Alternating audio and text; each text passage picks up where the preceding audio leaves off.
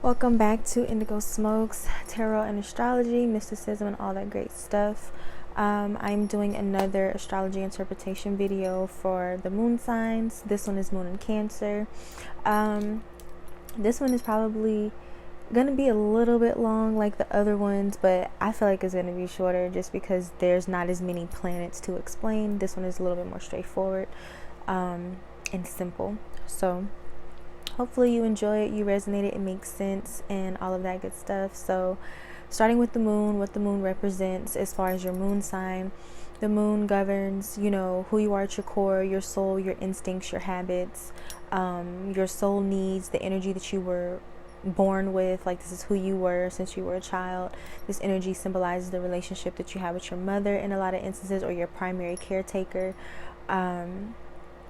What else does it ruin? And I already said your habits, your instinct, your patterns, your cycles, your soul. This energy is what you need to feel safe, to feel secure, to feel nurtured, to feel seen. If you don't have the needs of your moon sign met, you're most likely not going to be very happy in your day-to-day life or just overall.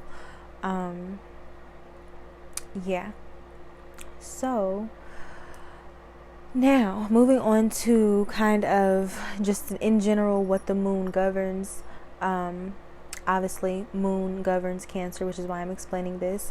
So the moon is associated with emotions, intuition, the unconscious. Once again, your instincts, the soul, women, the natural cycles, feminine cycles of women, cycles in general, mothers, wives, the inner child, your moods, your creativity, psychic ability, sometimes spirituality, receptivity, water, cravings, emotional needs.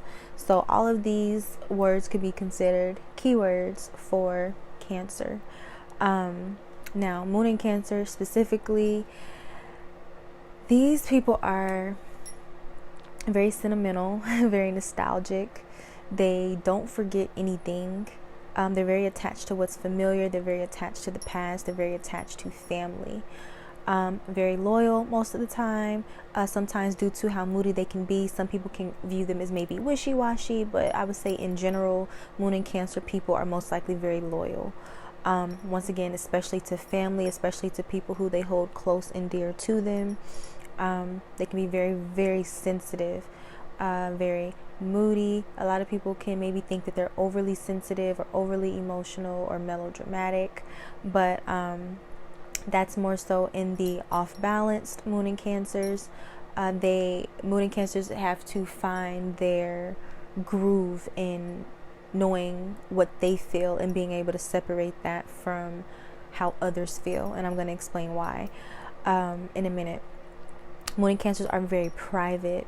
They need their privacy. It's non-negotiable. Natural homebodies.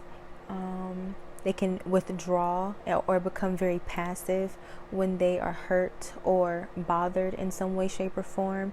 They're not typically known for being directly confrontational, which is where that passive aggressive energy can come out at. And also that's where in some expressions where they are more off balance, that's also where that manipulative energy can come out for them, because as opposed to, doing things in front of the proverbial curtain, or as opposed to being straightforward, they'll try and do things behind the scenes to get the outcome that they want, as opposed to just saying how they feel and being upfront. That goes back to the whole not liking direct confrontation.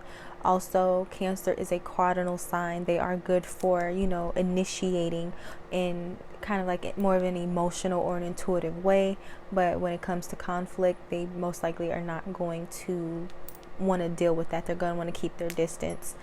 I would say Moon and Cancer, they could be very, very psychically and emotionally impressionable to their environment and the people around them. Moon and Cancer is very sensitive, very empathetic, so they naturally can tune into their environment and the atmosphere of it and the needs of the people around them, and they just have an instinct to do that and to give people what it is that they intuitively sense that they need. They innately have to nurture and support and protect. It's their instinct, it's their drive, it's second nature to them. very strong emotional compass, very compassionate, very intuitive, very imaginative. They can be very creative when they want to be. I would recommend that Moon and Cancers do be creative because they need an emotional outlet sometimes, especially when they're younger. Moon and Cancers can be easily emotionally overwhelmed by everything that they feel, and they have to learn how to process that, how to differentiate that from, once again, themselves and others, and they have to know how to channel that productively and effectively and in a healthy way. I think I already said they're very affectionate. They have very strong maternal and paternal instincts, so they may become parents very early on. That may be something that they dream about in their younger years, or that just may be something that comes very natural to them. Natural mothers, natural fathers, natural caretakers. A lot of times they can be very good cooks, very good homemakers, very good at creating domestic bliss. That's their ultimate goal, typically. A lot of the times from a young age. So these would probably be the kids who played house, or they couldn't wait to be a mom, or they couldn't wait to be a wife, or they couldn't wait to have a family of their own. So that's something that I've noticed in Cancer dominant individuals and Moon and Cancer individuals. I would say the Moon and Cancer, once again, back to that being emotional, back to that being sensitive, back to the being impressionable. It can be very easily to hurt their feel. It can be very easy to hurt their feelings. They can become very easily sad or depressed. Once again, that's why they need that emotional outlet. They can have an innate fear of rejection. They can have a fear of abandonment, and they have a fear of the unknown because things that are familiar feel safe to them. So even if, for example, there's something toxic that maybe they shouldn't be attached to, they'll stick with it because they prefer the devil they know. So that's where that whole loyalty and, sense of, and needing a sense of familiarity, that's where that can become toxic or codependent. So there's that. Let me see. I say as far as, okay, so they need they need their home to be a safe haven. They need their relationships to be a safe haven for them. They ultimately want a supportive, harmonious home life, domestic life, family. That is a part of their foundation. That's what roots and grounds them. A strong family unit and feeling safe with people around them, feeling safe in their environment. And once again, that homebody energy, they will definitely choose a night in with their family over anything super adventurous or spontaneous in regards to like nightlife or just doing anything adventurous or outside of their normal routine. Moon and Cancers, they need their space, they need their privacy regularly, they need solitude because they need to regroup, they need to recharge, because they are so naturally in tune with their environment and the people around them and wanting to nurture them and support them and protect them. They can do that to their own detriment, to where they neglect their needs. So they definitely need their space, they need their privacy, they need their solitude on a regular basis, just for their own psychic, mental, spiritual health, and to center and ground themselves. I would say they're very cautious. They don't trust people easily, but once they do, they are most likely going to stick with you for the long haul. Let me see. They have to know that they can, come to you in a time of need. They have to know that they can be vulnerable with you and that they can trust you before they just welcome you with open arms. I already said they have a hard time letting go due to emotional ties, maybe codependence, attachment issues. Some Moon and Cancers in their lower vibration, they can be very clingy, very needy, insecure, manipulative, overdramatic. And once again, that's why I say they need certain outlets and they need that time to themselves to help them retain their individuality and to teach them how to detach and have a healthy distance between them and their environment, between them and their loved ones, because they can be so enmeshed in giving to other people or needing other people that they kind of neglect themselves and they aren't in tune with who they are, independent of all of that. So they have to make the extra effort to implement those boundaries for both themselves and others, so that they don't go into that shadow of being clingy or needy or insecure, manipulative, or anything like that. Let me see. They can be very secretive as well. Once again, that privacy. Sometimes the secretive energy can be kind of dark-sided, but most of the time they can come off secretive just because they're naturally private. Let me see.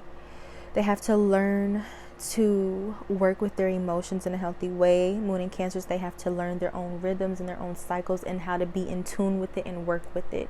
I would say ideally they should be in control of their day-to-day schedules, including work, because they're going to have those moments, those days where they just don't want to deal with anything or anybody, and they need to be in control of that so that they can honor their natural cycles and patterns and moods. Okay. Because they can just, obviously they're represented by the crab. They can get very, very crabby, very cranky, very critical if they are not balanced, if there's like too much going on, like out of their control, that does something to their energy, it rattles them. So I would recommend that they, have more autonomy over their work life and things of that nature. They are heavily influenced by their surrounding environment and the other people in it. And so they really have to learn that separation, that distance, that detachment, so that they can be able to differentiate their feelings and their thoughts from other people's, and also so that they can identify what they need and what they want, as opposed to, overgiving and being, kind of self-sacrificial or self-neglecting for the sake of others. And because of this empathetic and nurturing quality that they have, sometimes they can come off smothering or overbearing to people.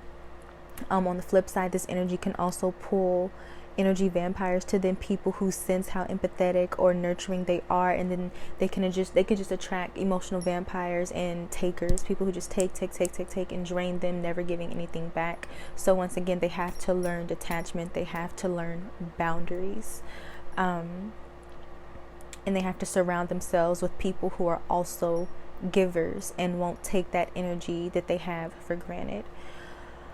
Let me see what else did I put here. They need solitude, they need meditation. It's probably very therapeutic and calming for them to be near some form of water. Living by the water, visiting the water regularly can be something that's very grounding and centering for them. I recommend that for all water signs. It helps you to, once again, like balance and reconnect with your natural element. Let me see. I would also recommend journaling or something artistic or creative, once again, to just, one, give them their own identity and something that they can do that isn't dependent on what others want or what others need, or them in relation to others. They need that time to themselves. They need those hobbies to themselves so that they can have that differentiation and that separation, so they can have a healthy identity. Let me see. They're very tradition inclined, once again, what's familiar. They're very connected to family. Some of them can be very connected to their ancestry, their roots, their hometown, their childhood home, their native country. They can be very patriotic on a grand scale, but they are inclined to do what their family or forefathers did before them, and they're very, very proud of that. Typically, they feel responsible for others' well-being.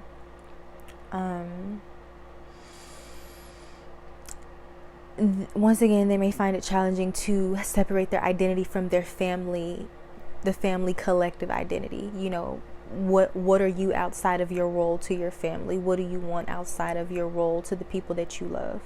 They really have to figure that out, because sometimes their need to be needed, or their need to have a sense of belonging, can kind of trump their, individuality and what it is that they really want and desire and need for themselves. That sense of belonging that they need, they get that through taking care of others and maintaining emotional ties. And sometimes that will leave them in stagnant situations where they're giving more than they're getting. Their nurturing, I think I already said this, their nurturing and maternal nature can be it can come off very overbearing or smothering to people. They have to really work not to become enmeshed in other people's lives, in other people's issues, not fixing things for people, not taking on the responsibility of others. Like, they just really have to work on that. And let me see, I said that already. They can easily become resentful when they realize that others can't, don't, or aren't giving them the same support and nurturing and coddling that they give so naturally to other people, or because they can become resentful because they get lost in taking care of others and that they neglect themselves. So one or both of those could be true simultaneously. Their home has to be a safe haven. They need to go there and feel warm and cozy and stable and safe. They're probably good homemakers. They're probably good cooks. They probably learned those things early on in their childhood, just in their environment. Maybe, they were up under their mother and, they just picked up on certain things very, very quickly. But I would say they're very good caretakers, homemakers, great cooks, and they most likely tapped into those traits and skills at a very young age. Great memories because they remember how things made them feel. So they're never going to forget something that was done to them. They're never going to forget how someone or something made them feel. So they have very vivid memories, which is why, they may cling to the past for better or for worse. So they may be trying to recapture certain moments from the past, or they may hold a grudge or become very passive aggressive and throw jabs because of some shit that happened in the past. So, they might forgive you, but they're not going to forget, so that's something common with them. Let me see. They can cling to things. Once again, these are attachment issues. Cling to things. They can cling to home. They can cling to people. Anything that gives them a sense of security, familiarity, belonging is going to give them comfort, even if it stagnates them, they'll stick with it. In some instances, in a lot of instances. Ideally, they need peace, they need quiet, they need harmony. They do not need to be surrounded by drama constantly. That is going to drain the fuck out of them. They typically have enough on their shoulders with just being so psychically and emotionally impressionable and in tune with the people around them. They don't need the extra hassle of constant drama and conflict, and they most likely won't engage, at least not at first. Their first instinct may be to withdraw or become passive aggressive or to ghost the situation. They don't typically want to deal with that. Okay. They can become very crabby, very depressing or pessimistic or manipulative when they are insecure, when they don't feel safe, when they want attention, when they want to feel appreciated. They need to be needed, they need to belong, and they need to feel appreciated. Let me see. As far as a partner, they need a very solid, very strong, very supportive, very giving, sensitive yet grounded partner who is in tune with them and their needs and their nature, and sees them for who they are and loves them for who they are. They need that. So they need someone sturdy like a Capricorn, but more emotionally in tune. So maybe they could be good with like a Scorpio, or I don't know, maybe Pisces. I say Scorpio just because Scorpios, they have a strong exterior typically, and Scorpios and their good vibration, they are very solid rocks to the people who they love and are loyal to. So yeah, I would say Moon in Cancer, they need somebody very strong and grounded and protective and giving, and someone who can be in tune with their natural moods and cycles and patterns. They need that.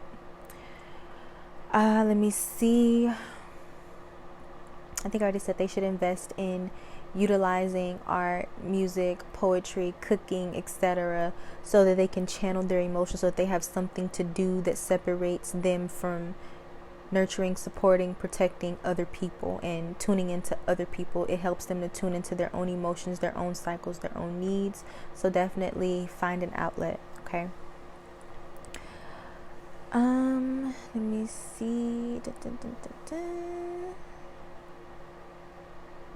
I already said they can be melodramatic, emotional.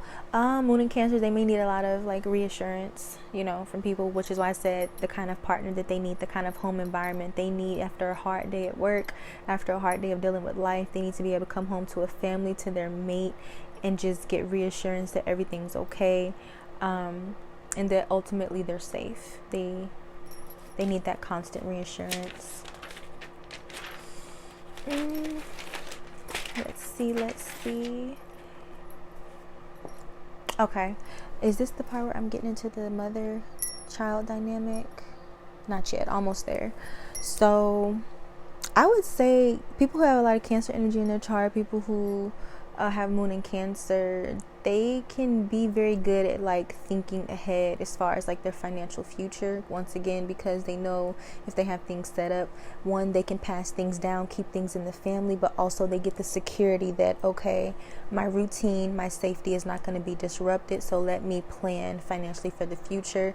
So they're going to initiate in the sense of making sure that they and their loved ones are safe and protected and taken care of, so buying property, getting into real estate, investing their money, something along those lines. They can be naturally inclined to thinking that way, thinking of generational wealth, thinking of passing things down, thinking of long-term security into old age for their children, for their family, for their loved ones. They're inclined to initiate things like that because ultimately they know that that's going to give them the emotional grounding and security that they need for themselves and for their loved ones. So they can be good as far as like, creating financial success or being driven to do so due to those reasons. They may be interested in knowledge about their ancestry, about their genealogy, about their roots, and once again, they can definitely have an attachment to their hometown, country, childhood home, and even as they grow up, they may want to stay very close to those things. They may not want to venture out too far.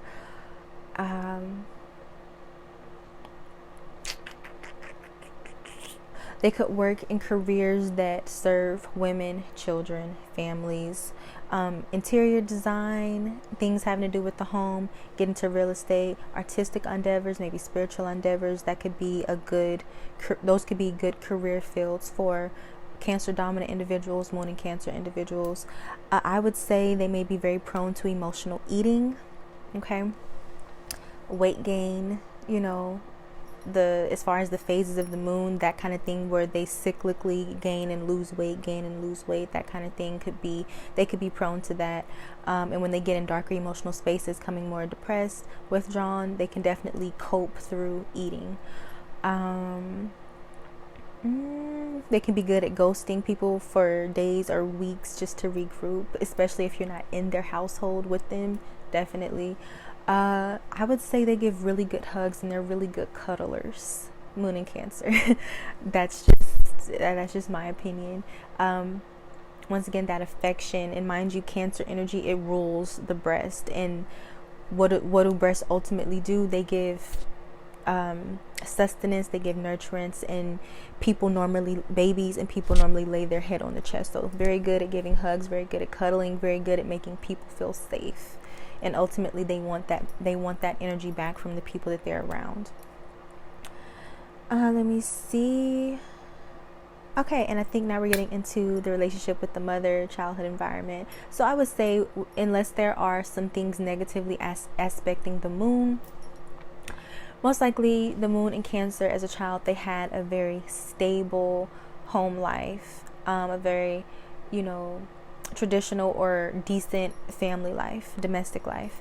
As far as their mother, they probably had a really good, close connection, almost psychic, with their mom, or with once again, their caretaker. They may have seen their mom go through a lot of emotional ups and downs. They either seen her as very emotionally strong, or they seen her go through things that made her emotionally strong. The mother could have been very, once again, emotionally, psychically in tune with her kid, could have done a lot of coddling. The child could have liked to really be up under the mother. There could have been, once again, separation anxiety, attachment issues there, on both ends. And if that was the case for the mom with the attachment issues, that could, as the child gets older, turn into like passive aggressive, smothering, manipulation tactics to keep the child close. So that's something that can happen with this energy. But I would say ideally, with there being no negative, harsh aspects to Moon in Cancer, they most likely had a very good, close psychic connection with their mom and a good home life, stable. Let me see what else. They most likely, in the sense of the connection that they have with their mom, it could have been very karmic, for better or for worse. So on the good side, it's an energy of, feeling the mother's pain, knowing how the mom is feeling, taking on the mother's emotions, and taking on that, wanting to nurture and support and help the mom in whatever way. And then on the flip side, it could be that, maybe the mother was too overbearing, too smothering, to the point where maybe it debilitated or negatively impacted the child and their sense of identity or independence as they grew up. On the flip side, it could also be, the Moon in Cancer's mom, the karmic bond could have been a negative enmeshment where, once again, maybe the mother was either too overbearing or she wasn't a good mother at all, and so that left a void for them, so making them have to step into kind of like that mothering role, or stepping into a clingy or a needy role, because they never got that mother-child connection that they needed to give them the foundation of who they are. So it could go either way, but I would say a strong karmic bond, attachment, symbiotic psychic connection with the mother, typically a good home life, once again, unless this Moon in Cancer energy is negatively or harshly aspected by, say, Saturn or Pluto or something like that. Let me see what else. Typically a very sensitive, caring, protective, supportive mother. The mother could have once again been very good at creating domestic harmony, domestic bliss, being a homemaker, being a caretaker, and naturally being in tune with her kids' needs. Let me see what else. I would say if the Moon in Cancer child ever felt like rejected by their mom, that left, once again, a very strong psychic impression on them that could follow, and sometimes does follow them into adulthood. So yes, if they ever felt that rejection, they felt it on a very, very, very deep level. Of course, any kid would, but once again, water signs can take things even deeper and more personal than other signs, especially Cancer. Okay. Let me see. So yeah, if that rejection happened, that could be something that they still remember and something that still affects them in their adulthood. Yeah, the mother could have overbabied the child, and the child could have took on the emotions of the mother as their own. Let me see. Love of cuddling. They probably love cuddling from the time that they're kids to the time that they're adults. It never changes, especially with their mate, and when they're young, especially with their mom. They love hugs, they love affection, they love to cuddle. And letting go of the mom is a challenge, and a lot of times the mother letting go of the child is a challenge, once again, unless there are some negative aspects that are touching the moon. And that letting go of the mom is a challenge, whether she was a great mom or a bad one. Either way, she has a very strong effect on the Moon in Cancer individual, for better or for worse. So it can take a long time for them to heal their mommy issues if they have them. Let me see.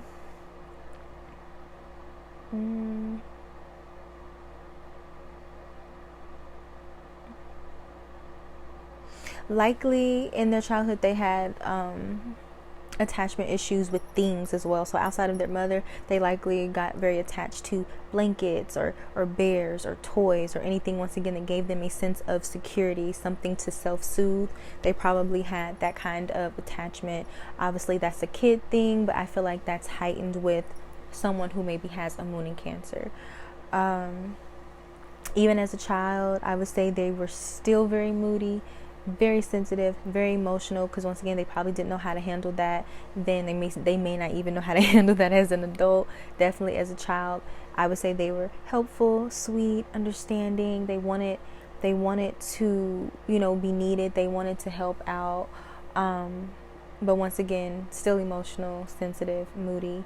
And I think I said this earlier, these are the type of kids that probably couldn't wait to have their own families. Maybe they played house, maybe they acted like mommy with their friends, maybe they acted like another mommy to their siblings. It's that kind of energy where they maybe can be bossy or maternal in their own way in childhood. Let me see, I think I've said most of this. Yeah, I would say their home life typically, like I said, unless there's negative aspects, warm, cozy, stable home life, good relationship with their mom. Yeah, and I think I also said they probably learned how to be caretakers and homemakers and good cooks early on while they were young. And in some instances, maybe they were even happy to step into that role to help their mom or to help the household, or once again to do their own mothering to family members, siblings, their friends. So I would definitely say they tapped into, you know, that nurturing maternal energy or paternal energy from a very young age. Let me see, is there anything else that I can say? Anything else? I feel like that is the gist of it. Yeah,